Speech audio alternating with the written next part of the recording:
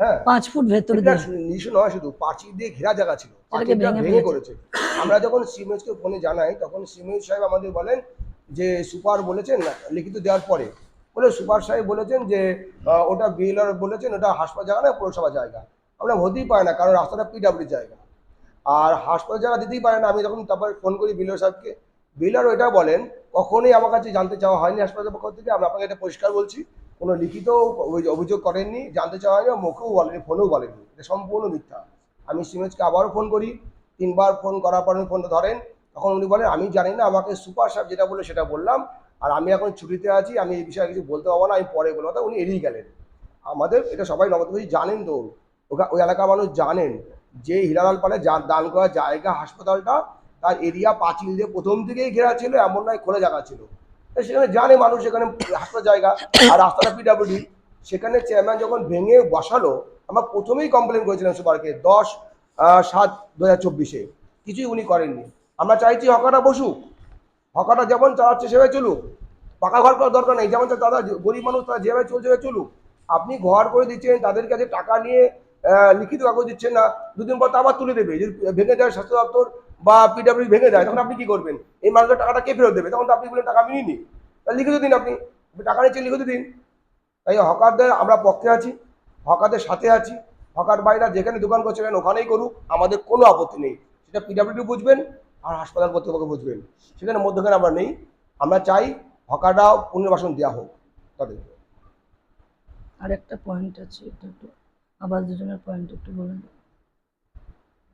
আমাদের একটা এখানে আমাদের একটা পয়েন্ট আছে যেটা দেখেছেন যে বাকিটা তো বললাম আবার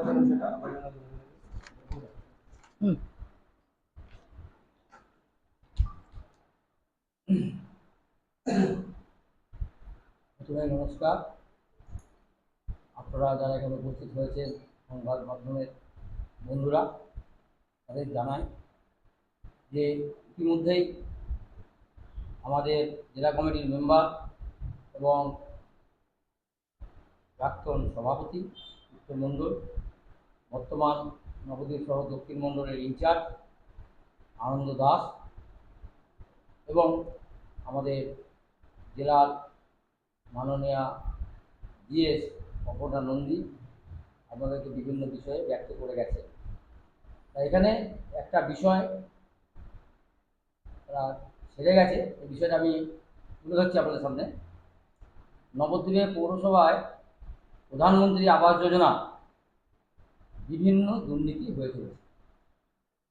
নবদ্বীপে দেখা যাচ্ছে যে যাদের পুরনো কিছু বাড়ি আছে, যারা শাসক দল ঘনিষ্ঠ বা তাদের তোয়াজ করে চলতে পারে, সেই ধরনের কিছু মানুষকে তারা এই ঘরগুলো পাইয়ে দিয়ে নীল সাদা রং করে দিয়ে কোনো রকমে তারা চালিয়ে দিচ্ছে এবং মোটা অঙ্কের টাকা বিনিময়। আবার যা দেখা যাচ্ছে যাদের বাড়ি রয়েছে অথচ ফাঁকা জায়গা রয়েছে, প্রভাবশালী ব্যক্তিত্ব, তাদেরকেও ঠিক একই উপায়ে পৌরসভা এই বাড়িগুলো পাইয়ে দিচ্ছে।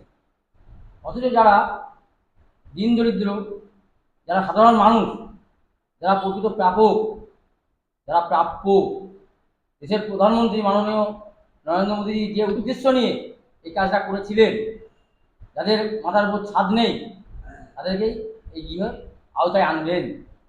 তাই প্রধানমন্ত্রী আবাস যোজনা, সেইখানে একটা বড় দুর্নীতি নবদ্বীপে বাসা বেঁধেছে এবং যত্রতত্র এই জিনিসটা দেখা যাচ্ছে একটা বড় কাটমানির বিনিময়।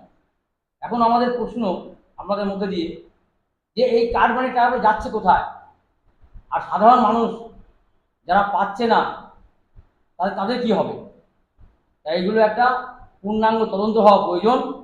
এটা আপনাদের মাধ্যম দিয়েই পরিষ্কার করে তুলে ধরা হচ্ছে এবং আগামী দিনে ভারতীয় জনতা পার্টি এ নিয়েও আন্দোলনে নামবে।